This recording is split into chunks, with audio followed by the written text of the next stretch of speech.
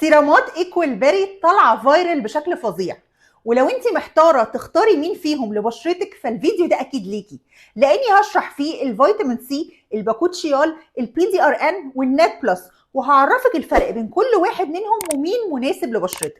فعشان ما اطولش عليكم واللي لسه مش عارفني، انا دكتور ناديه، اعملوا سبسكرايب ويلا بينا نبدا. وحشتوني جدا، عارفه اني بقالي كتير قوي ما نزلتش على يوتيوب، بس قررت ان انا ارجع. وعشان ما اوحشكوش طبعا اعملوا لي فولو على انستجرام، لان انا بنزل هناك ريفيوهات يوميه، فلو بتاخر عليكم شويه على يوتيوب على انستجرام اكيد ما بتاخرش. تعالوا بقى نتكلم على براند ايكوال بيري. ايكوال بيري براند معمول عشان يبقى سكين بارير فريندلي. يعني ايه؟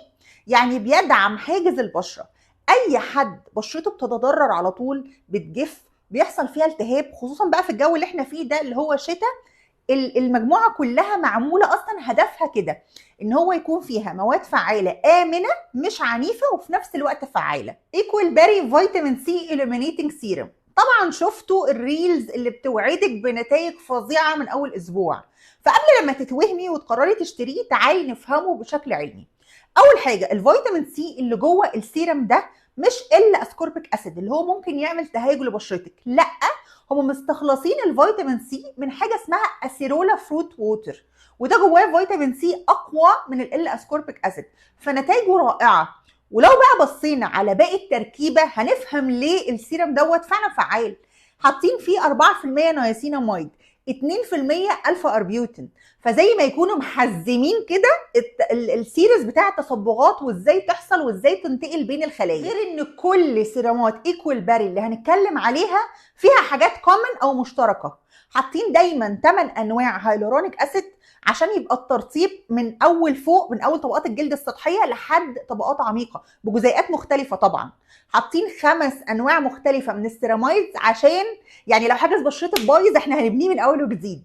حاطين 13 نوع بيبتايدز بيتنوعوا ما بين الحاجات اللي بتقلل التجاعيد، الحاجات اللي بتقلل التهيج، الحاجات اللي انتي ايجينج، الحاجات اللي بترفع البشره، ودول في كل سيرامات ايكوال باري هتلاقيهم دايما ثابتين. ايه بقى فايده السيرم ده فعليا؟ السيرم ده معمول بكومبو عشان يحارب التصبغات، يديكي نضاره في بشرتك، مضاد للاكسده هايل، وانتي ايجينج طبعا، لان زي ما قلنا المكونات اللي فيه حقيقي بتدعمه، مش فكره فيتامين سي بس.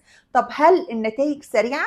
من اول اسبوع في تغيير، ولكن مش بالمنظر اللي احنا بنشوفه في الريلز ده. بصراحه عايزه فعلا تلاقي نتيجه عليه بعد يعني اراء ناس كتير جدا وخلاص اتهرى على النت، انت محتاجه 3 شهور، محتاجه 3 شهور استخدام متصل عشان فعلا تشوفي الاليمينيشن اللي هم بيقولوا عليه في السيرم. السيرم الثاني اللي هو باكوتشيول بلامبينج سيرم، والسيرم ده محبب الى قلبي قوي لان انا اصلا بحب فكره الباكوتشيول لاي حد بشرته بتتحسس او بيحصل لها حساسيه من الريتينول.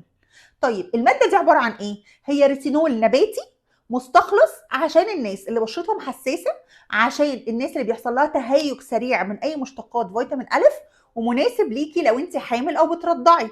فبالتالي السيرم ده فيه مزايا كتير قوي كانتي ايجينج لكل السيدات في كل الاعمار بمنتهى الامان. طيب خلينا نتكلم ان احنا لو احنا بنستخدم الفيتامين سي سيرم الصبح بنحط بعده مرطب واقي شمس. نفس القصه في الباكوتشيول، استخدميه بالليل وحطي بعده مرطب وواقي شمس، فينفع بالتالي تدمجي التو سيرمز في الروتين بتاعك، واحد صباحي وواحد مسائي. وزي ما احنا متفقين في كل سيرامات ايكوال باري هيكون في نياسيناميد، هيكون في السيرامايدز 5 انواع، هيكون في 13 نوع من البيبتايدز، والهيالورونيك اسيد 8 انواع، فبالتالي التركيبه على بعض بتدعم حاجز البشره. طيب انت بقى متوقعه تلاقي ايه من السيرم ده لما تستخدميه؟ وده عن تجربه. يعني موضوع التجاعيد ده بياخد وقت، يعني ما ينفعش ان انت مثلا يبقى عندك تجاعيد هنا فقولي بقى لا خلاص عشان في ارجلاين مثلا الدنيا هتبقى تمام، لا، برضو على الاقل محتاجه من 3 ل 6 شهور عشان تشوفي فرق.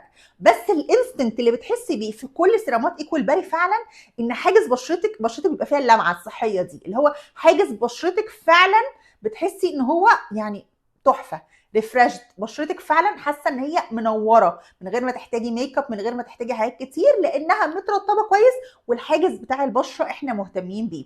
فدي النتيجه الانستنت اللي انت هتشوفيها، هو فعلا بلومبينج. طيب طلع عليه ان هو بينفخ الخدود هل ده حقيقي ولا مش حقيقي؟ من وجهه نظري انا جدا ان هو مش حقيقي، ولكن مع الاستخدام بسبب جزيئات الهيالورونيك اسيد المختلفه ممكن يديكي شويه امتلاء. السيرم الثالث بقى اللي هو وجع قلبنا من كتر الاعلانات، اللي هو النات بلس بينك سيرم او بيبتايد سيرم. طيب الجدل كان حاصل ليه؟ لان النات بلس دي كو انزيم مكون اصلا في الجسم. يعني ايه؟ يعني هو بيساعد، حاجه بتساعد في تكوين الطاقه في الخليه، فبالتالي بتعيد تجديد الخليه بشكل اسرع، بتصلح الدي ان ايه، فبتحافظ على ان الفايبروبلاست او الخليه اللي هي بتنتج كولاجين والاستين تفضل على طول شغاله شغاله شغاله، فشكلك يبقى صغير. فعشان كده كان انوفيشن او اختراع ان كوريا طلعت لنا بالنات بلس حاجه تتحط موضعي. طيب ايه اللي احنا بنشوفه من السيرم ده، وهل الوعود دي حقيقيه ولا لا؟ هقول لكم وجهه نظري بمنتهى الامانه. السيرم اول لما بتستخدميه فعلا بتحسي ببلمب، بشده. لو انت بشرتك متهدله ده من الحاجات اللي هتفيدك قوي على اللونج ران، بيدي نضاره ملحوظه، خصوصا طبعا لان من المواد اللي فيه غير الناد او الناد بلس برضو السيرامايدز والهيالورون وكل اللي احنا قلناه مكون في كل السيرامات ايكوال باري. ففعلا بتحسي ان انت بشرتك نورت، سبيشالي بقى لو بهتانه دبلانه. زي ما اتفقنا ان التركيبه متكامله، ولكن هنا بقى عايزه اقف شويه.